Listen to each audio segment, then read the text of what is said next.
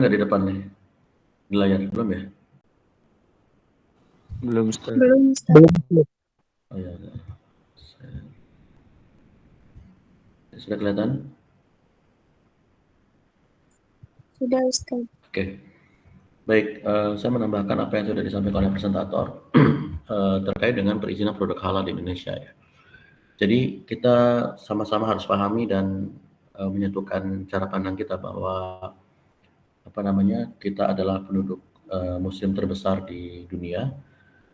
Tentu setiap Muslim itu harus halal lifestyle dari ujung rambut sampai ujung kakinya.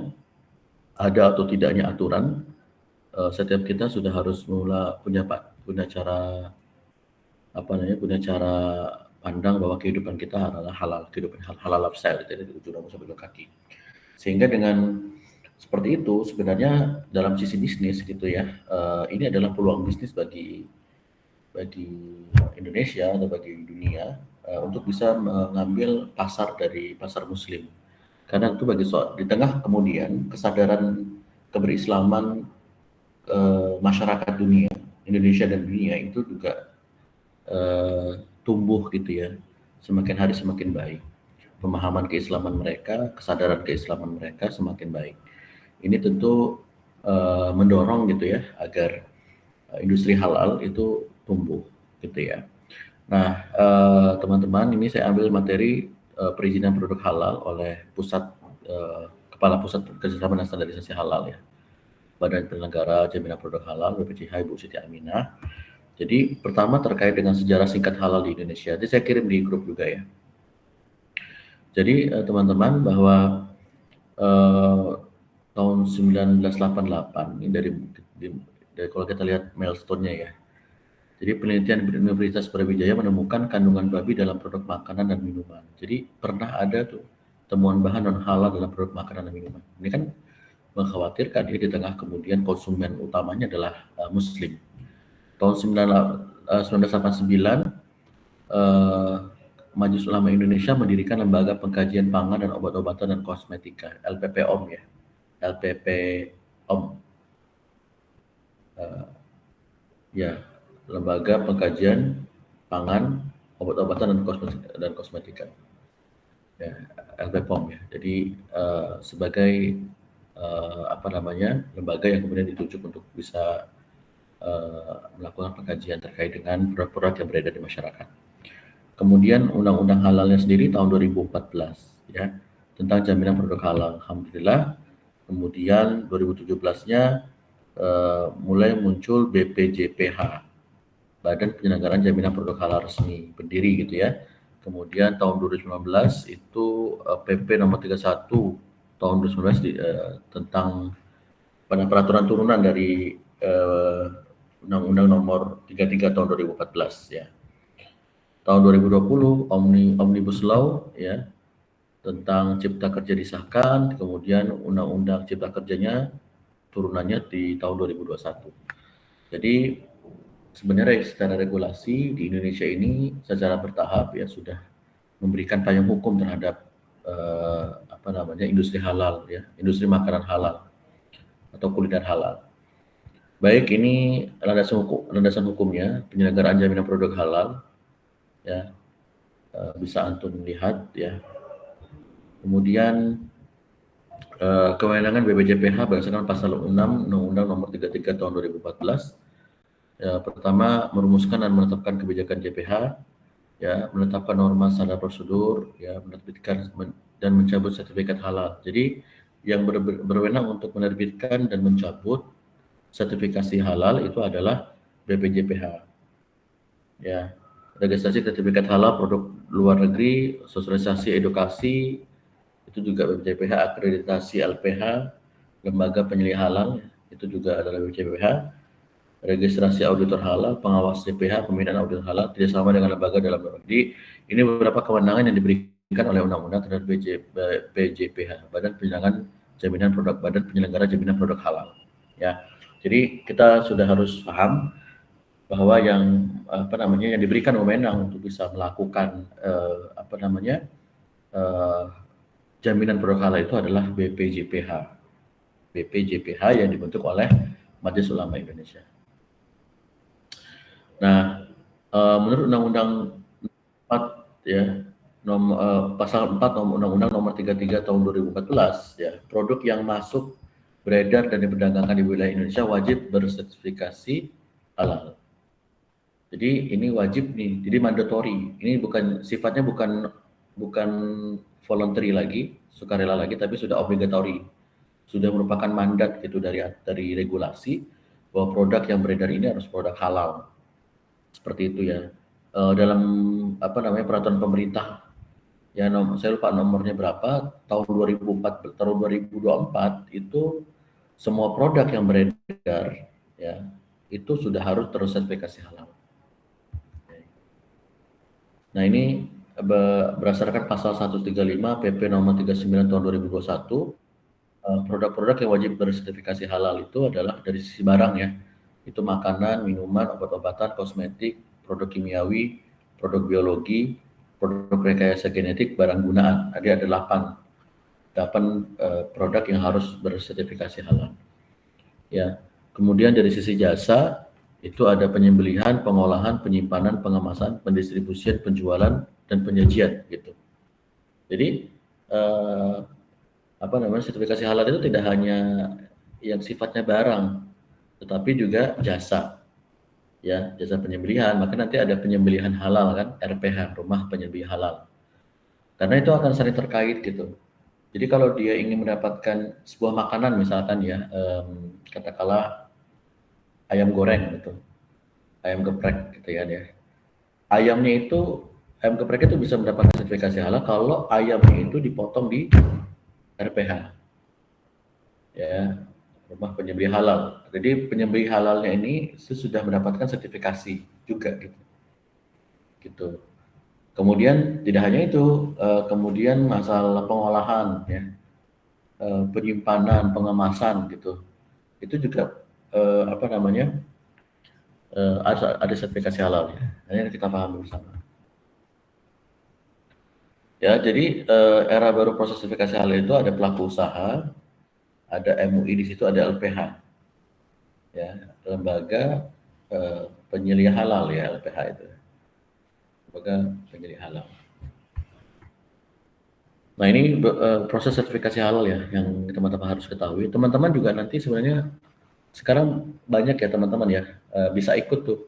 Jadi ini lulusan HES ini menurut saya itu juga harus mendapatkan ijazah pendamping gitu, pendamping ijazah yang berupa yang sifatnya sertifikasi gitu. Jadi nanti kalau ada peluang sertifikasi untuk menjadi pendamping halal ya, PPH, itu ikut teman-teman. Kadang-kadang ada yang gratis tuh, ada yang gratis. Ada nggak ya di antara antum yang sudah jadi PPH? PPH adalah proses pendamping halal. Jadi nanti yang mendampingi UMKM atau pelaku usaha dalam melakukan proses sertifikasi halal. Ada nggak di antara antum? Belum, Ustaz. Belum ada ya. Nah, itu padahal gratis tuh. Banyak yang menyelenggarakan itu. Kayak misalkan saya ikut dari UNUSIA, Universitas NU Indonesia. Itu saya, Pak Kostama, dan beberapa teman-teman dosen SEBI itu ikut gitu ya. Jadi kami punya sertifikasi pendamping halal. Jadi kalau ada UMKM yang mau didampingi dengan self declare ya, ini untuk yang pengolahannya sederhana itu bisa didampingi oleh PPH. Nah, itu kita bisa mendampingi sampai dengan mendapatkan sertifikasi halal dari MUI, gitu. Ya, BPCPH maksudnya. Nah, itu teman-teman ikut nanti kalau dapat informasi pelatihan dan sertifikasi PPH ikut gitu. Itu banyak gratis. Kalau yang mau berbayar ada yang diselenggarakan oleh beberapa kampus yang sudah menjadi pusat studi, yang sudah ada pusat studi halalnya ya. Pusat studi halalnya itu bisa. SEBI sendiri kan ada ya pusat studi halal. Cuma belum terlembaga dengan baik. Tapi secara SDM sudah ada, di SEBI itu sudah ada penyeliah halal. Pak Doni, Pak Abdi itu penyeliah halal. Jadi ada tugasnya sendiri tuh. Kemudian ada beberapa dosen coba pendamping halal. Nah, itu kita sudah ada ya. Nah, ini tahapannya ya. Pertama pelaku usaha mengajukan permohonan sertifikasi halal secara tertulis dalam bahasa Indonesia. Permohonan melengkapi dokumen data PU, ya, data pelaku usaha ya namanya, nama dan jenis produk daftar dan bahan yang digunakan saat permohonan produk. Nanti ada, jadi ada apa namanya, ada apa ya, dokumen yang harus mereka siapkan pelaku usaha itu. Nanti didampingi oleh PPH. Mereka misalkan mulai dari bahan bakunya, ya, misalkan pembuatan apa tuh, ayam geprek ya, ayam geprek. Itu bahan bakunya apa aja? Ada cabai, ada ayam, ada apa namanya? Ada penyedap rasa, ada garam, ada gula dan segala macamnya gitu ya. Nah, bahan baku tersebut itu kayak gula itu gulanya juga harus ada logo halalnya. Harus halal gitu ya. Jadi pakai gula bukan gula curah, tapi gula yang sudah gula kemasan yang sudah ada logo halalnya. Garam, penyedap dan segala macam bahan baku yang digunakan dalam produk itu harus ada logo halalnya. Itu harus halal. Nggak boleh itu pakai curah-curah gitu. Kalau kalau kalau minyaknya nggak ada mereknya gitu ya, nggak ada logo halalnya itu nggak bisa diajukan gitu. Nah setelah bahan baku baru kemudian verifikasi cara pengolahan, ya, tahapan mulai dari tahapan membeli barang, membeli bahan-bahan sampai tahapan produksi dan tahapan penyajian itu dinilai, ditulis gitu apa aja tahapannya, nanti dinilai apakah ada tahapan-tahapan yang tidak sesuai dengan ketentuan sertifikasi halal. Oke ya. Nah, mulai dari pengajuan permohonan pelaku usaha, kemudian pemeriksaan, ya, melakukan pemeriksaan kelengkapan dokumen, ya, paling lama 1 hari kerja sejak permohonan diterima. Ini pakai sistem semua ya teman-teman. Jadi ini ada sistemnya. Jadi ada apa namanya? Ada dashboardnya yang diupload sendiri oleh pelaku usaha. Tentu pelaku usaha ini nanti didampingi oleh PPH. Jadi dia nggak bisa ngupload sendiri, tapi ada PPH, apa namanya, proses produk halal yang apa namanya, orang yang sebagai PPH inilah yang nanti akan mengupload dokumen-dokumen itu. Karena dia punya register, jadi nggak sembarang orang punya register. Kayak misalkan kami yang sudah dapat sertifikasi itu punya register, nomor register untuk bisa masuk ke dashboard tersebut. Ya. Nah setelah itu baru kemudian penetapan oleh BPJPH, pengujian, pengecekan, kemudian baru ke BP MUI. Jadi tahapannya seperti itu ya. Ini secara online semua nih. MUI, baru kemudian penerbitan sertifikasi. Ya, kadang-kadang juga ada proses pengujian atau pengecekan itu langsung ke lokasi usaha. Jadi datang gitu, melihat lokasi usaha, dicek semua. Jadi misalkan harus terpisah antara bahan non halal dengan halal. Misalkan di rumah makan tersebut ada ayam, ada babi gitu. Nah, nggak bisa itu. Gitu. Kedua, tidak hanya itu ya, tidak hanya bahan, tapi juga nama ya. Kayak misalkan namanya itu sate genderuwo misalkan. Sate genderuwo itu nggak bisa tuh, nama-nama yang kayak gitu nggak bisa. Atau apa tuh, minuman kuntilanak misalnya gitu ya. Jadi nama-nama yang nggak syar'i ya, yang nggak baik itu nggak bisa mendapatkan sertifikasi halal. Jadi dari sisi nama produk gitu ya, bahan-bahan produk itu, proses produknya itu semua harus memenuhi standar. Gitu. Jadi hati-hati kalau membuat nama ya. Untuk kebutuhan marketing kadang-kadang namanya macam-macam kan, genderuwo lah, sendal bolong lah, gitu ya, pocong lah, gitu ya. Semua nama-nama setan gitu kan ya, atau bakso setan gitu kan. Nah itu tuh nggak bisa tuh kalau masuk ke sertifikasi halal tuh nggak bisa. Bakso setan atau apapun. Ya, siapa yang suka makan bakso setan di sini?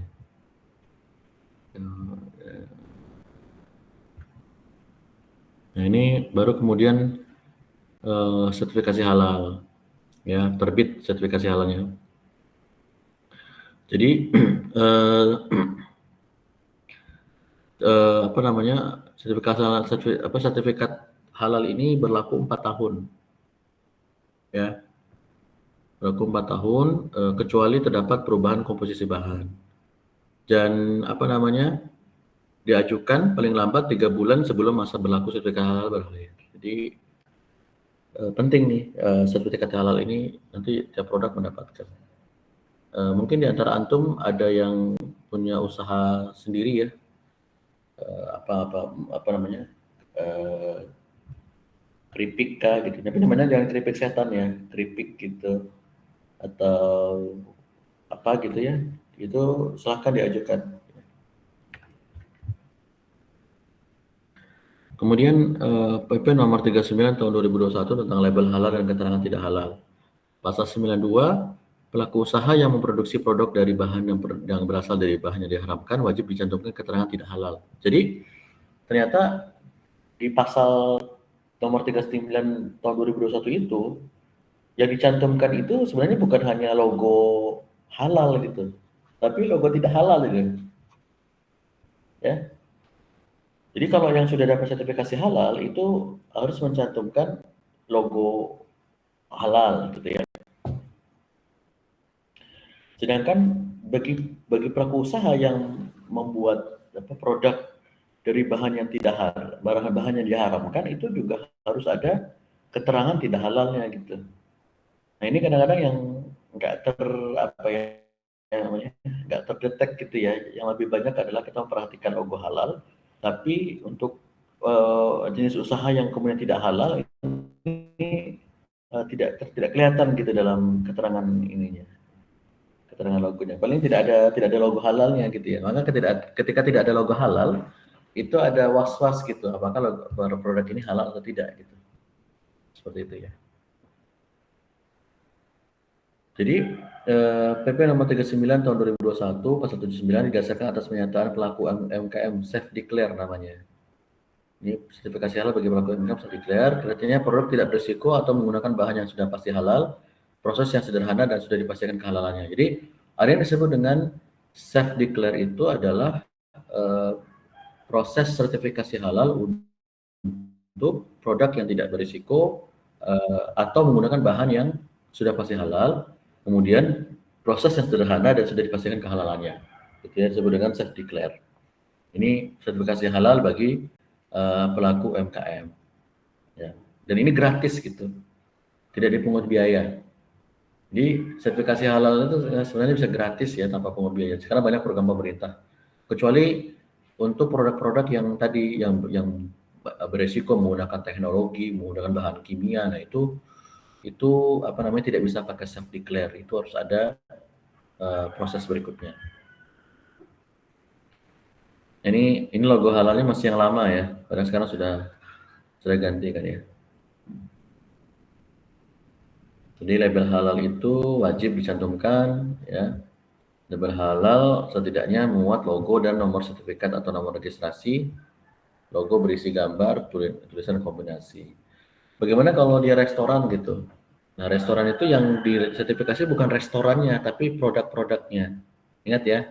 Atau warteg gitu. Bagaimana pada warteg yang disertifikasi itu bukan wartegnya, tapi produk-produknya. Misalkan ayam baladonya, ya, telur baladonya itu yang disertifikasi halal. Oke ya. Jadi logonya bisa digunakan 5 tahun ya.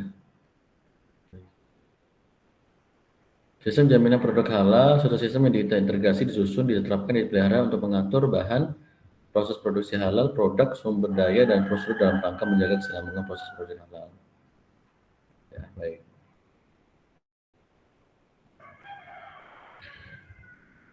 Sistem jaminan produk halal ya. Komisi Fatwa Majelis Ulama Indonesia dalam menetapkan fatwa, perusahaan yang akan menyusun dan menerapkan SJPH, auditor, LSH, lembaga sertifikasi halal, melakukan proses sertifikasi, lembaga pelatihan, penyelidik halal ini beberapa SJPH ya apa namanya digunakan bagi mereka yang disebutkan di sini. Baik. Pertanyaan teman-teman.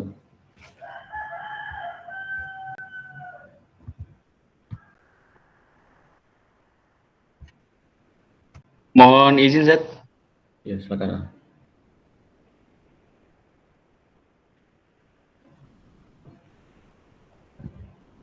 Ya, silakan. Gimana, Kang? Gini, Afan, tadi saya Muhammad Miftahul Sadi, mau konfirmasi juga. Tadi kan di absen agak sedikit riskan ya, Ustaz, karena emang pakai laptop dan nggak kedengeran gitu. Saya juga nanya teman-teman masih apa namanya, katanya nggak kedengeran. Jadi mau konfirmasi tadi buat absen. Terus yang Ya. kedua, Ustaz, untuk pertanyaan tadi menarik sekali membahas tentang masalah label halal, terus kemudian bagaimana caranya dan lain sebagainya. Nah, kemarin kami sempat ikut lomba begitu ya, salah satu bisnis plan di Universitas Negeri Jakarta, dan di sana ada yang memang berfokus untuk apa namanya sertifikasi halal begitu. Nah, cuman ternyata banyak sekali kendala-kendala, Ustadz, terutama di daerah Jabodetabek ini. Terhitung dari bulan September kemarin, itu setiap bulannya semakin meningkat begitu bagi orang-orang yang kepengen mendapatkan sertifikasi halal. Cuman uh, hambatan terbesarnya adalah ketika orang-orang kemudian mereka mencoba untuk bisa mendapatkan sertifikasi halal, namun banyak sekali kesulitan-kesulitan bicara soal regulasi, birokrasi dan lain sebagainya, sehingga banyak sekali kawan-kawan dari pihak UMKM, bahkan pihak orang-orang yang baru mulai usaha ingin mendaftarkan hal tersebut sangat kesulitan begitu, Ustaz. Nah, tadi kan Ustaz menyampaikan juga bahwa ada pendampingan di sana. Sedangkan informasi yang seperti itu banyak juga teman-teman yang masih belum mendapatkan secara gamblang begitu tentang informasi tersebut.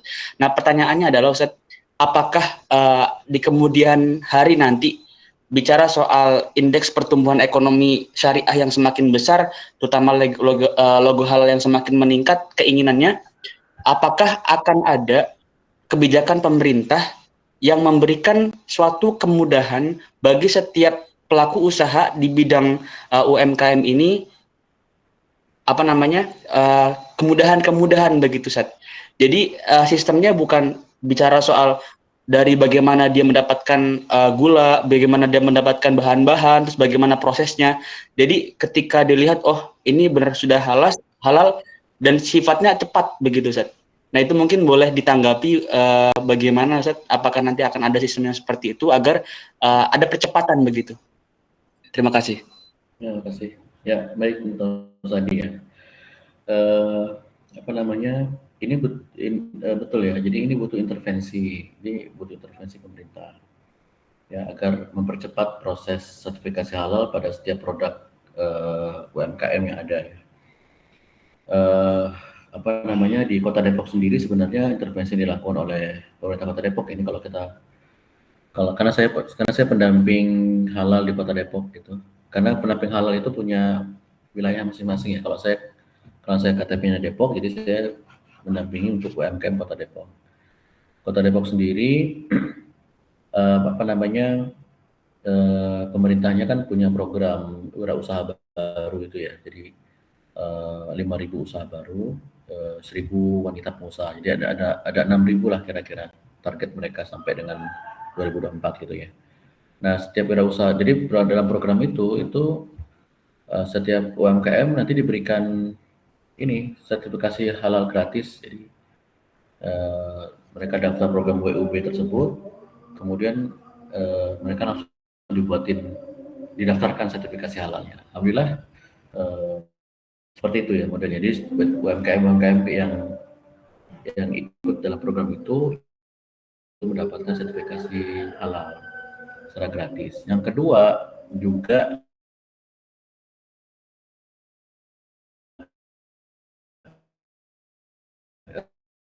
namanya klinik bisnis.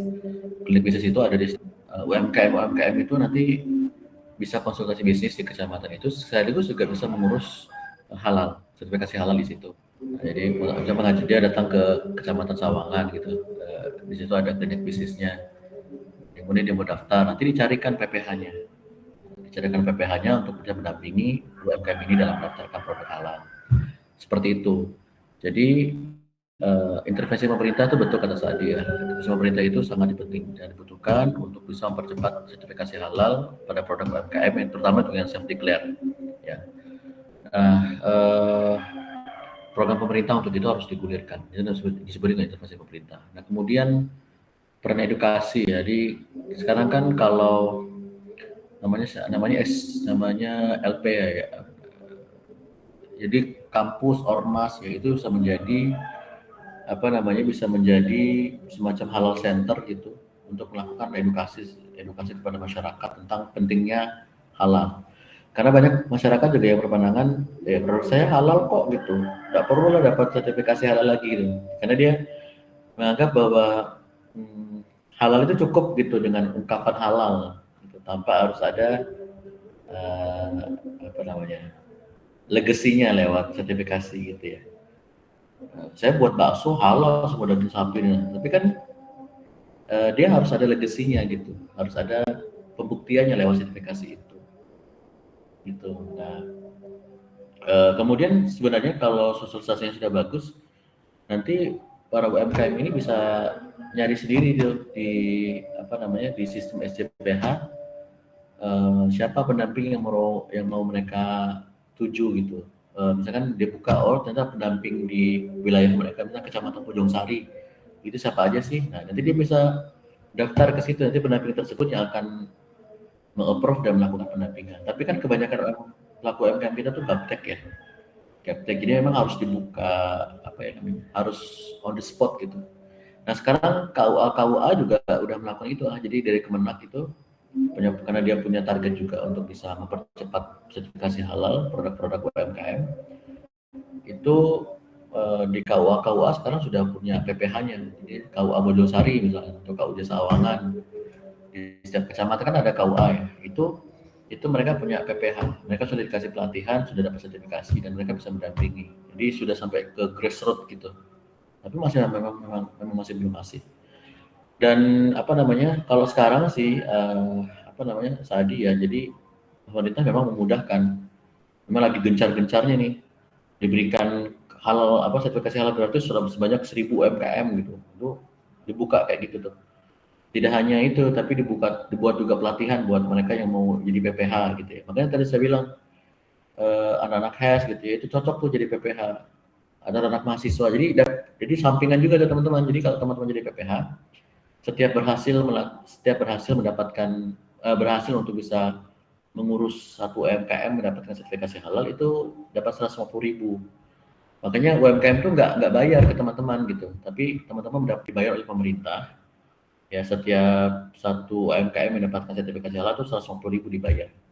Gitu. Jadi itu merupakan jadi jadi income tersendiri bagi teman-teman yang ingin masalah kebermanfaatan dan kita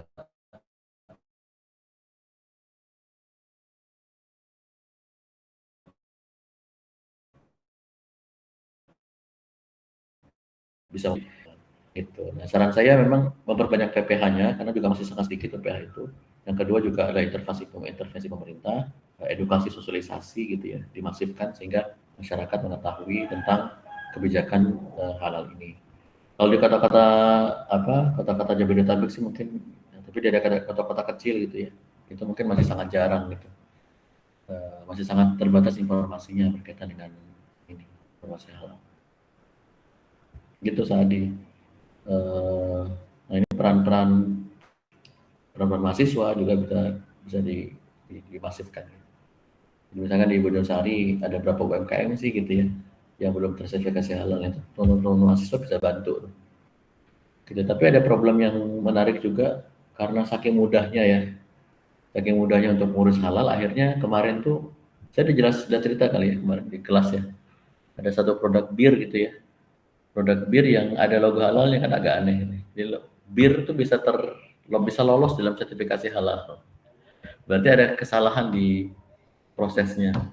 Nah ini akhirnya pemerintah membuat regulasinya agak ketat lagi gitu. Jadi kalau dulu tuh misalkan saya ngurus tuh cepat gitu, seminggu tuh kita udah daftar, seminggu 2 minggu ya, atau maksimal sebulan tuh udah keluar sertifikasi halalnya. Nah sekarang sampai 3 bulan belum keluar karena mungkin karena banyak ya, dan kedua juga karena ada pengetatan ya, karena ada kasus-kasus seperti tadi ya, bir bisa jadi halal gitu ya. Ini menurut saya menarik, teman-teman bisa jadikan bahan riset ya untuk prodi HES ini. Industri halal ini kajiannya masih sangat sedikit ya, jadi dibutuhkan riset-riset yang dilahirkan dari teman-teman ya dengan cakupan wilayah yang ringan-ringan saja, misalkan Depok gitu ya, ingin menguji terkait dengan bagaimana kualitas sertifikasi halal yang dilakukan dalam program WUB misalkan gitu ya, atau dari segala macamnya, itu bisa jadi bahan riset. Itu saja sementara. Baik, terima kasih Ustadz.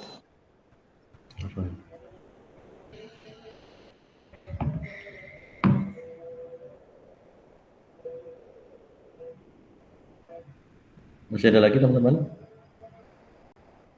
Saya kabarnya habis ini harus izin ya. Ada kegiatan saya jam 12. Kalau tidak ada lagi kita cukupkan.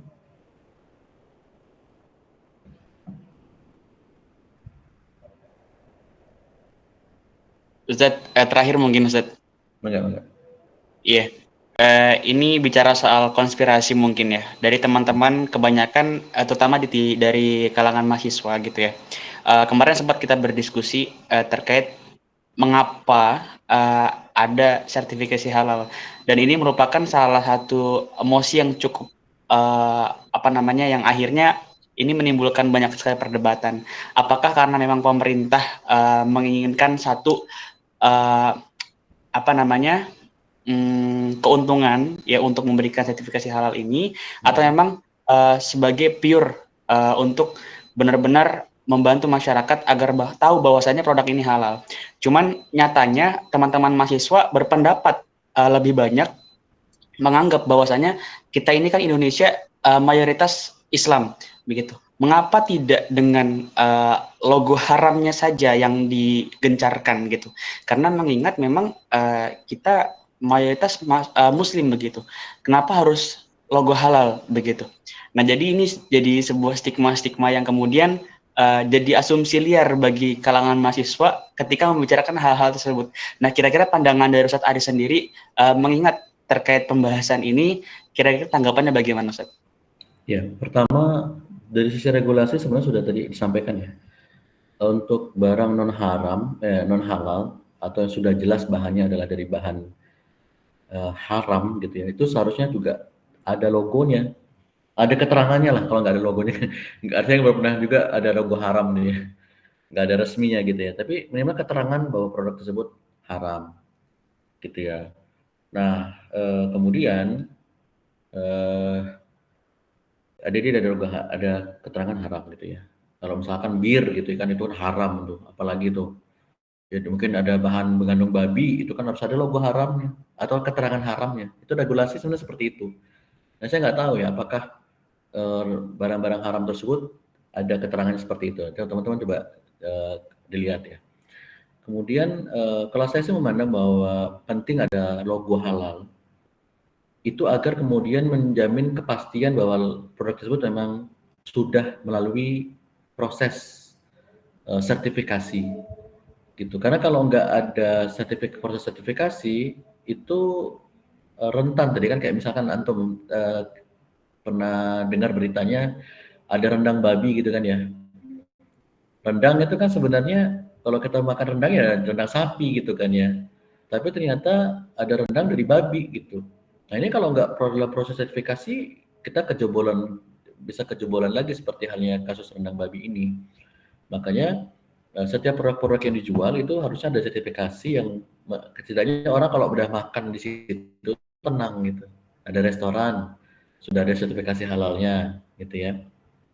Berarti produk-produknya sudah sertifikasi halal tuh. Nah, kita tenang gitu makan di situ. Tapi kalau nggak ada ya ini was-was gitu ya. Itu sih kalau dalam pandangan saya kalau sertifikasi logo halal itu penting untuk kita tetap harus jalankan. Tapi jangan lupa di aturan undang-undang juga mengatur tentang barang-barang haram itu juga harus ada keterangannya gitu. Gitu. Mungkin kalaupun sekarang nggak ada itu berarti harus ada celah yang untuk kita kritisi gitu. Kenapa kok yang haram-haram itu nggak ada gitu ya? Mungkin gitu. Nah, yang belum ada logonya, misalkan nggak ada keterangan haramnya. Sebenarnya kan kalau ini imbang ya ada keterangan haram gitu kan, kita bisa ini bisa hanya ada 2 produk yang beredar gitu kan, produk yang ada keterangan haram dengan produk yang ada keterangan halal gitu. Nah, yang tidak ada apa namanya, tidak ada keterangannya sama sekali halal ataupun haram, berarti itu tuh abu-abu gitu produk tersebut, masih belum itminan kita untuk bisa ini apa namanya mengkonsumsinya gitu ya, sehingga dalam konteks pemasaran barang tersebut bisa nggak laku gitu kan, karena masyarakat Indonesia sudah teredukasi bahwa hanya mengkonsumsi yang halal saja gitu, sehingga dari sisi marketing kan mau nggak mau sebuah produk tersebut harus tuh, sehingga mereka bisa mengikuti persaingan industri di makanan tersebut. Itu tadi pendapat saya. Baik, terima kasih Ustaz.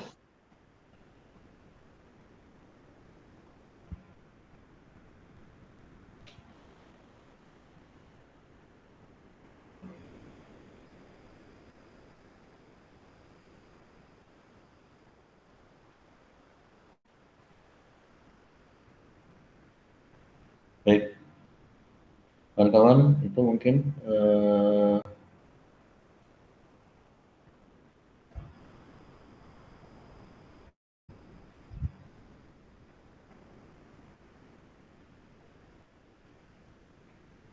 untuk pertemuan hari ini kita cukupkan ya. Mohon maaf agak lebih cepat ya, setelah ya, jam 12 ini ada agenda. Nanti saya kirim bahan yang kayak yang saya presentasikan tadi ya, sebagai bahan baca teman-teman semua. Kita lanjutkan lagi di pekan depan insya Allah. Nanti pun kalau ada yang sertifikasi PPH ya, sertifikasi rekrutmen PPH, nanti saya akan kirim di kelas ya. Jadi biar antum semua ikut gitu. Harapannya antum bisa menjadi pendamping PPH, jadi terlibat dalam proses industri halal, menjadi pendamping proses halal. Itu penting sih menurut saya. Demikian ya, kita teman semua, kita sudahi dengan hamdalah dan doa. Alhamdulillahirrahmanirrahim. Subhanakallah bihamdika asyhadu an la ilaha illa Assalamualaikum warahmatullahi Waalaikumsalam warahmatullahi Waalaikumsalam warahmatullahi wabarakatuh. Wow. Wow.